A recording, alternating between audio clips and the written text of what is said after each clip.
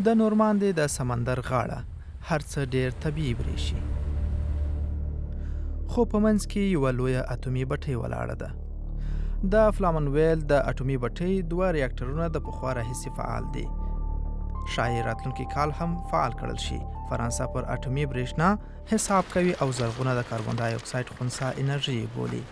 اټومي انجینر پاتریک فوشون یې یو څو لسیزې د ترمیم مسؤلیت درلود.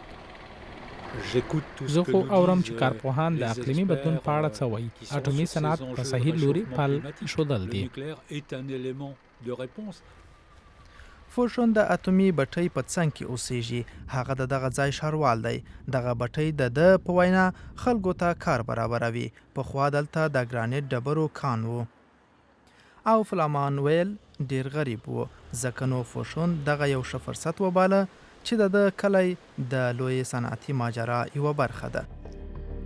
د حکومت په ملاتړ د اټومي برېښنا تولید د تبلیغاتو له مخې دلته مخکشه انجینران پر کار بوخت دي. دوی وایي اټومي انرژي د راتلونکي ډاډمنه انرژي ده. د نورماندې د بایو په بازار کې د نورې فرانسې په څیر هم پر اټومي صنعت باور ډیر دی. په فرانسه کې 50 دغه ډول اټومي بټۍ فعال دي، خو زړې شوي دي. ستونزې پکې ډیر وروسته راوځي. خو چاپریال ساتونکي په مستند ډول د ریاکټورونو په بامونو کې د راغلو درزونو یا د رادیو اکتیو اوبو د اخراجېدو د پیښو ارقام ثبتوي.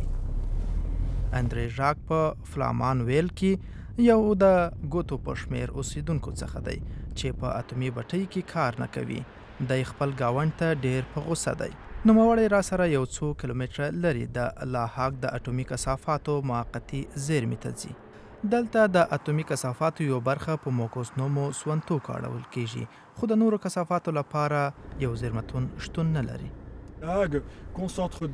دلته ډیر زیات اټومي کثافات ساتل کیږي چې نور بس دی، ځکه باید له اټومي انرژي څخه ووځو څو نور رادیواکټیو مواد رامنځته نه کړو. Donc arrêtez de produire des déchets pour être obligé de les retraiter. خو حکومت برعکس کار کوي. هغه پر اټومي انرژي حساب کوي.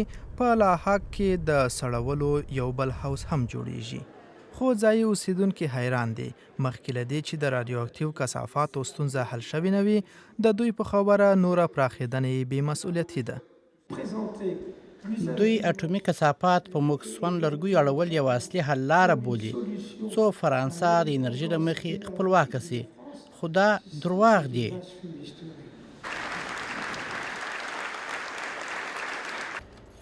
د فلامانویل دا ښاروال وایي چې وضعیت تر کنټرول لاندې دی. په خبرې د فرانسې اټومي بټۍ ډېرې ښې دي او پراخېدل یې د خلکو ښه راتلونکی تضمینوي. د فوکوشیما په څیر د ناورینونو امکان دی ردوي.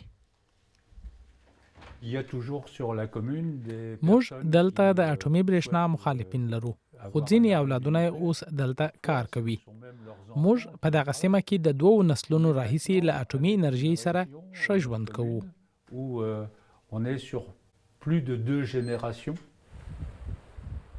داسې بریښي چې فرانسه غواړي چې دغه حالت نورو نسلونو ته هم په میراث پاتې شي.